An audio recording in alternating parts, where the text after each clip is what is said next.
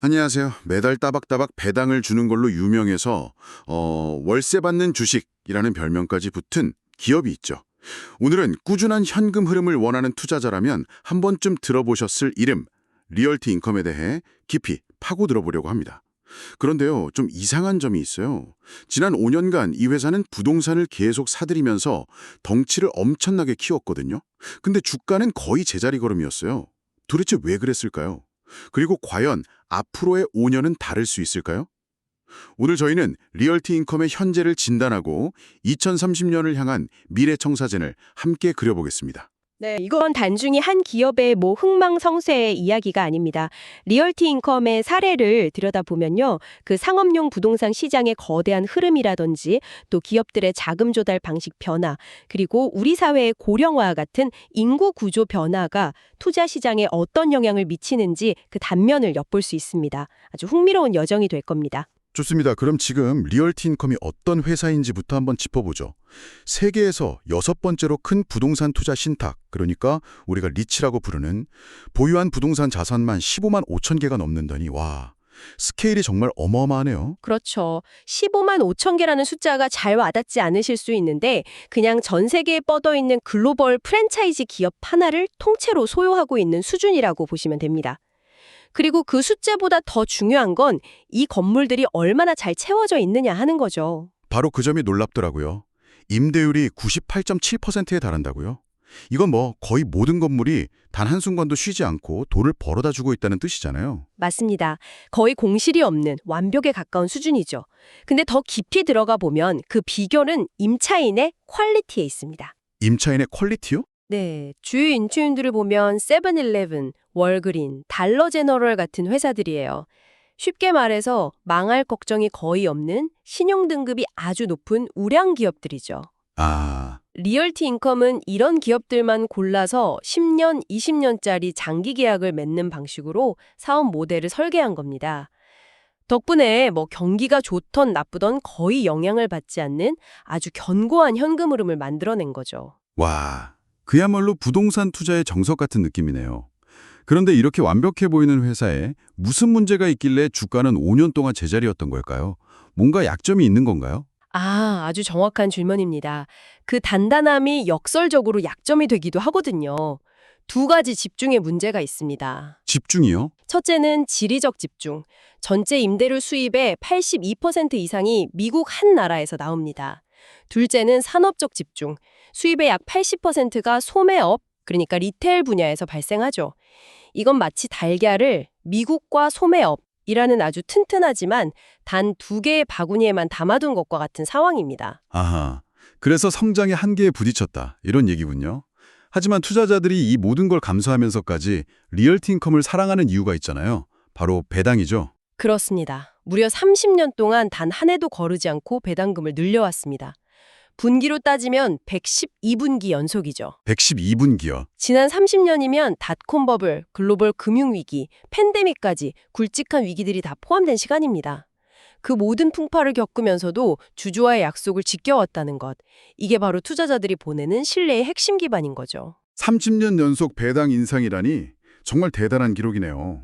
하지만 동시에 안정적이라는 말은 성장이 멈췄다는 말처럼 들리기도 하거든요.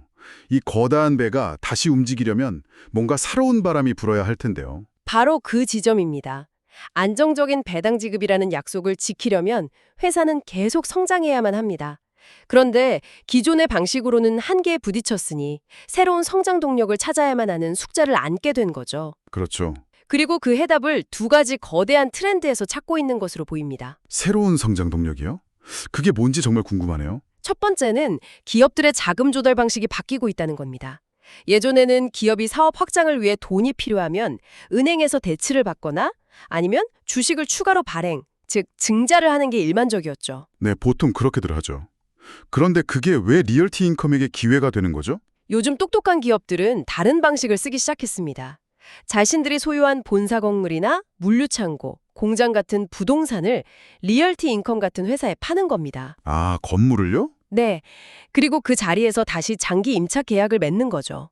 이걸 전문 용어로 세일 앤 리스백이라고 합니다. 아, 그게 세일 앤 리스백이군요.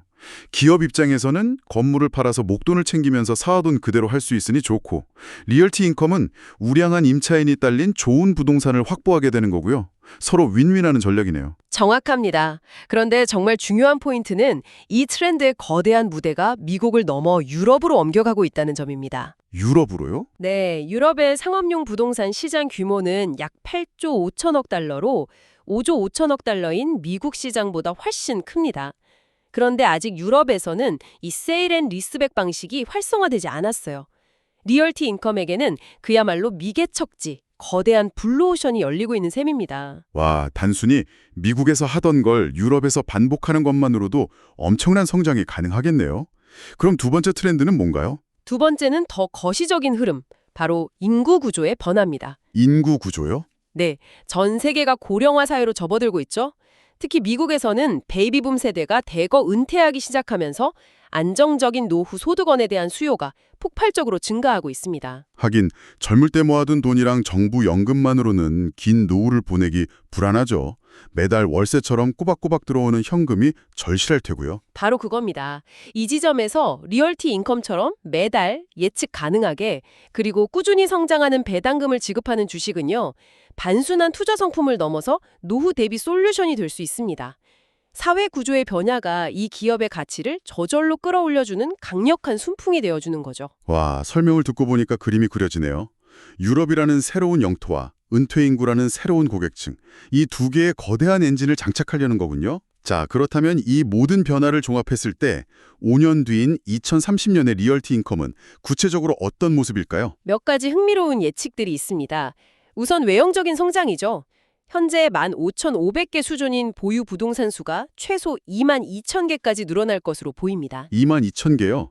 지금보다 40% 이상 늘어나는 건데 그 많은 부동산을 다 어디서 찾는다는 걸까요? 그게 바로 두 번째 예측과 직결됩니다. 아, 무게중심이 유럽으로 확실하게 옮겨간다는 겁니다. 그렇군요. 현재 전체 임대료 수입에서 유럽이 차지하는 비중은 18% 미만인데 2030년에는 이게 25%까지 올라갈 겁니다. 회사 전체 수입의 4분의 1이 유럽에서 나오게 되는 거죠. 이건 뭐 회사의 DNA 자체가 바뀌는 수준의 변화입니다. 지리적인 다각화가 이루어지는 거군요. 그럼 앞서 지적했던 소매업 집중 문제는 어떻게 해결하나요? 여전히 편의점이나 약국만 사들이는 건 아니겠죠. 물론입니다. 그게 세 번째 예측입니다. 소매업이 아닌 다른 분야, 예를 들어 물류센터나 산업용 공장, 데이터 센터, 심지어 카지노 같은 자산에서 나오는 임대료 비중이 현재 20% 수준에서 30%까지 높아질 겁니다. 과거의 성공 공식에 안주하지 않고 의식적으로 사업 포트폴리오를 다각화하려는 움직임이죠. 정리해보면 더 커지고 더 유럽으로 뻗어나가고 더 다양한 종류의 자산을 보유하게 되는 거네요. 그럼 투자자들이 가장 중요하게 생각하는 배당은 어떻게 될까요? 그게 네 번째 예측인데 이건 거의 확실하다고 봐야죠. 30년간 이어온 배당금 인상 기록은 계속 이어져서 35년 연속이라는 대기록을 세울 겁니다. 이건 회사의 정체성과도 같은 약속이니까요. 자, 그럼 가장 중요한 마지막 다섯 번째 예측으로 넘어가 보죠. 이 모든 변화가 과연 주가에는 어떻게 반영될까요? 지난 5년의 악몽을 끊어낼 수 있을까요? 결론부터 말하자면 주가는 지금보다 약 40% 상승할 것으로 예상됩니다. 시가총액은 약 730억 달러, 주가로는 79달러 선을 넘어서는 거죠. 40% 상승이요? 네, 핵심은 성장의 질이 달라지기 때문에 과거와는 다른 결과가 나올 거라는 전망입니다. 성장의 질이 달라진다. 그게 무슨 뜻이죠?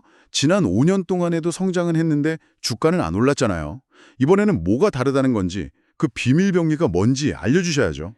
그게 바로 이 모든 예측의 심장에 해당하는 부분입니다. 지난 5년간 리얼티 인컴은 성장을 위해 계속해서 새로운 주식을 발행했습니다. 네. 그 돈으로 부동산을 샀죠. 회사는 커졌지만 기존 주주들이 가진 지분 가치는 계속 희석됐습니다. 케이크는 커졌는데 내 조각은 그대로거나 오히려 작아진 셈이죠. 아, 바로 그 주주가치 희석 문제군요. 오랫동안 투자한 사람들을 허탈하게 만드는.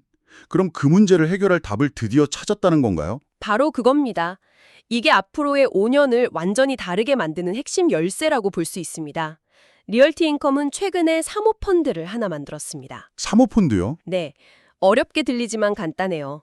연기금이나 국부펀드 같은 기관 투자자, 즉 큰 선들의 돈을 끌어와서 함께 투자하기 시작한 겁니다. 잠깐만요. 그게 그렇게 중요한 변화인가요? 엄청나게 중요합니다. 더 이상 성장을 위해 우리 같은 일반 주주들의 주머니에만 의존할 필요가 없어진다는 뜻이니까요. 아, 불필요한 주식 발행을 최소화하면서도 유럽의 대형 부동산 포트폴리오를 통째로 인수하는 것 같은 대규모 투자가 가능해진 거죠. 주가 희석이라는 고질병을 치료할 수 있는 강력한 처방전을 찾은 셈입니다. 이제야 퍼즐이 맞춰지네요. 성장 엔진은 유럽과 비소매업이라는 새로운 영토 확장이고 그 엔진에 넣을 연료는 기존의 주식 발현이 아니라 기관 투자 자본이라는 새로운 연료 탱크를 장착한 거군요. 완벽한 요약입니다.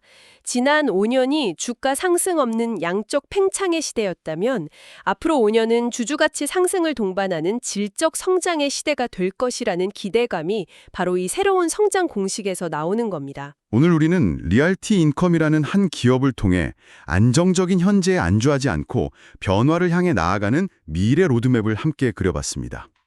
미국 소매업 중심의 듬직한 거인에서 유럽과 신사업으로 영토를 확장하는 역동적인 글로벌 플레이어로의 변신을 예고하고 있네요. 네, 지난 5년은 규모의 성장이 반드시 주가 상승으로 이어지지는 않는다는 교훈을 남겼죠. 하지만 앞으로의 5년은 그 고리를 끊어내겠다는 명확한 전략과 의지가 보입니다. 물론 계획이 아무리 훌륭해도 실행 과정에는 수많은 변수가 존재하겠죠. 과연 유럽 시장에 성공적으로 안착하고 데이터 센터 같은 새로운 분야에서 경쟁력을 확보할 수 있을지 결국 중요한 건 실행력일 겁니다. 이 이야기는 우리에게 아주 근본적인 질문 하나를 던지는 것 같습니다. 여러분이 어떤 장기적인 투자나 사업 전략을 평가할 때 그 대상이 과거에 얼마나 잘해왔는가 하는 탄탄한 실적과 미래를 위해 어떤 새로운 영토로 확장할 것인가 하는 설득력 있는 비전 사이에서 어디에 더 큰 무게를 두시나요? 검증된 과거의 안정성이 중요할까요? 아니면 조금은 불확실하더라도 미래를 향한 역동적인 변화의 가능성이 더 중요할까요? 한 번쯤 깊이 생각해 보실 만한